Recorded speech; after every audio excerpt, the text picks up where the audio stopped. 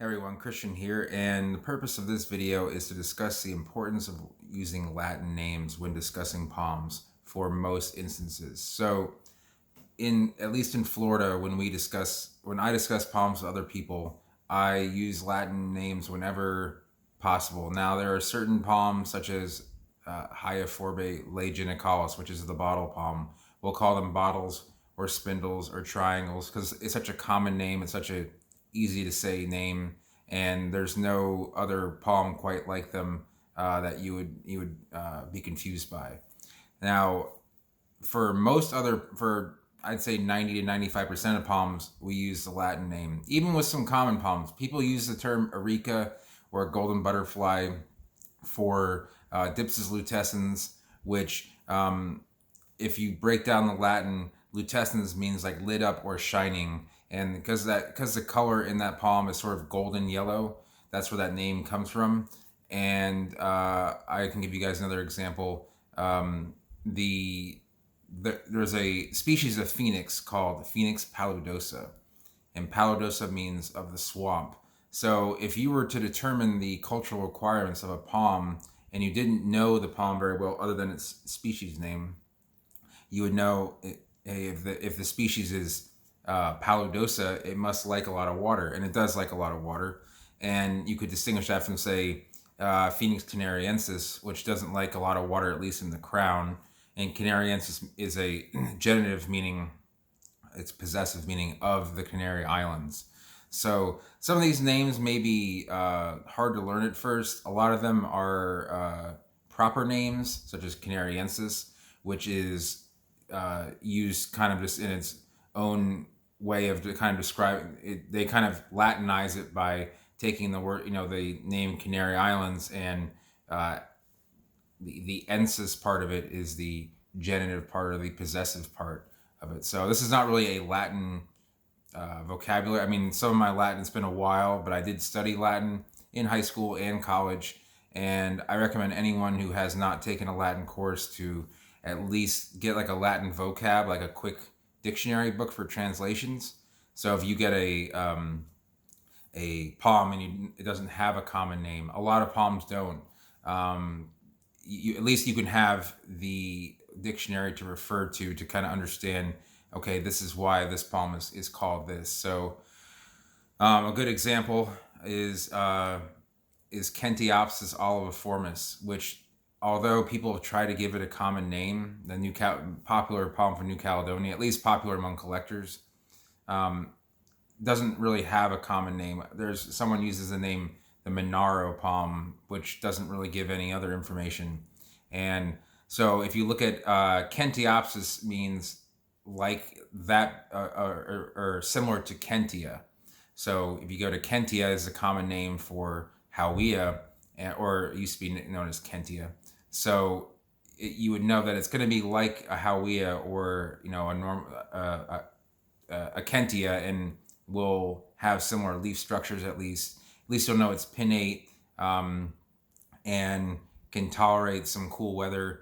Oliviformis, referring to the olive coloring on the crown shaft and the rest of the plant, a very deep green. So knowing those words can help you out a lot when you don't know a whole lot about the cultivation requirements of the palm itself. So also, when I get a lot of emails and phone calls about wanting to buy an African oil palm. Now, there's really only one African oil species, so that's okay. But when people ask to buy the American oil palm, it gets quite difficult because there are about 80 to 100 species of the American oil palm is known as Adelaeas, is a genus of American oil palms. Now, there are common ones. Adelaia cahoon is probably the most common, but there's 80 other species, and if people want to collect more than one, they may not know there's more than one. I don't know which one they're referring to. So I've gotten pictures sent to me of 15 different species, and it's hard to distinguish which one they actually would want without knowing the Latin name. And sometimes I have to do quite a bit of digging to kind of realize which species it actually is. So when possible, if you're looking for a plant, always ask for the Latin name of the palm.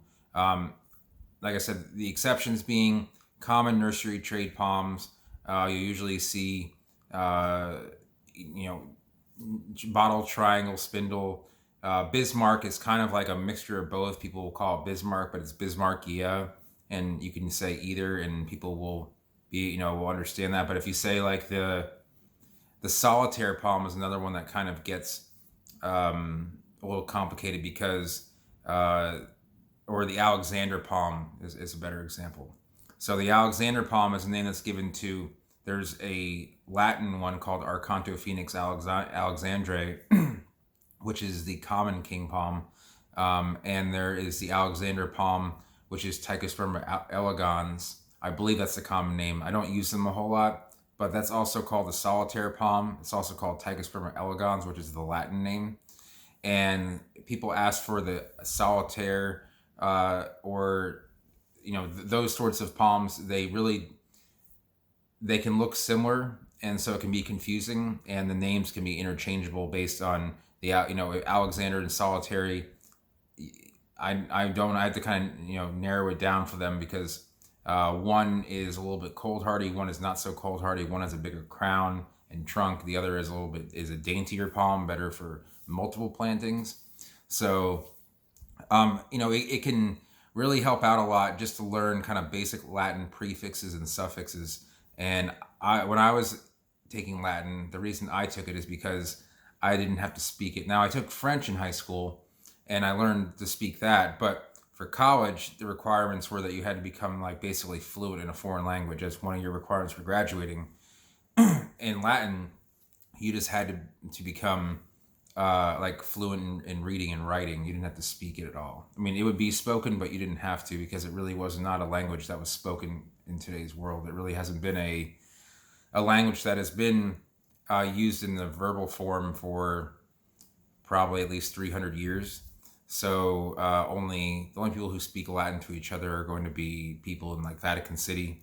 I think Latin is the official language there. I'm not positive. I think I read that, but it's still it is still so important. Now, there's also a lot of Greek prefixes and suffixes in palms, but I would say the majority are definitely Latin and are Latin derived.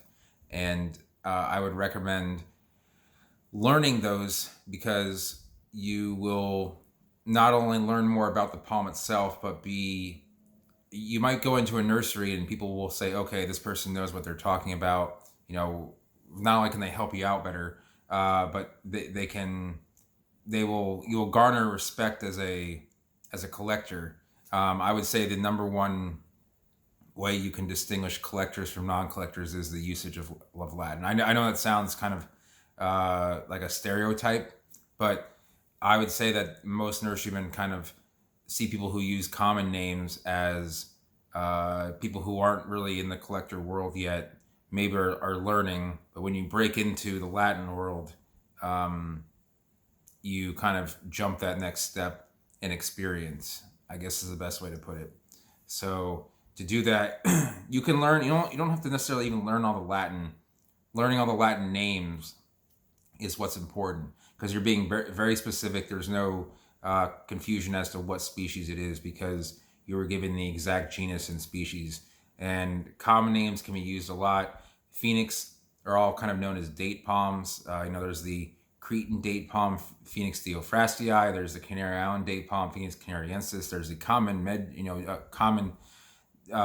date palm, Phoenix dactylifera.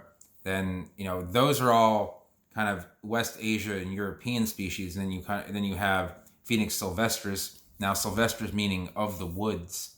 So that grows in other large tree canopy where most other phoenix grow out in the open. And those are from India, and then it disperses down into Southeast Asia with Phoenix robelini and Phoenix paludosa. So Phoenix is dispersed quite a bit. It can be from a desert climate to basically a tropical rainforest / swampy climate, and kind of knowing where everything grows and being able to distinguish that a date palm is not a date palm. There's a common date palm. Using the word common date palm is a little bit more descriptive and helpful, but saying dactylifera, you don't have to even say phoenix. You can just say, I'm looking for some dactyliferas, or I'm looking for some, or you say I'm looking for some date palms. That can be quite, confusing for a lot of collectors, because they don't know if you're looking for mature dates to plant, or for, a triple robellini for, your residential property, or you're looking for some weird collector species like Phoenix acalis, which is probably, I don't know if I've described it here in any of my videos, but acalis, acaulescent means like of the ground, and arborescent means tree-like. So Phoenix acalis does not develop a trunk. It stays along the ground. It's a very interesting species and underutilized. I had some seed I sent out to a few subscribers, and I think a lot of people didn't know that it even existed. So I'm not going to carry this on too long, but I just wanted to stress how important Latin is.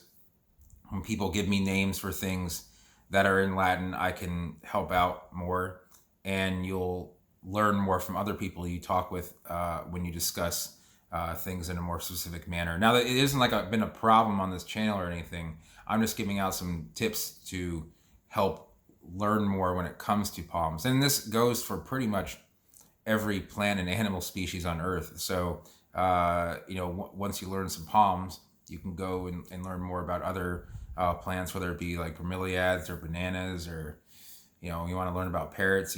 I think you'll learn more about that as well. And Greek will also help with that. I don't know as much Greek, but there's definitely some Greek prefixes and suffixes used in the botanical world as a way of using like a common language that is based on the Latin alphabet, that is kind of used throughout, I guess, the Western world, just because the first botanists are kind of describing species and label them in a book.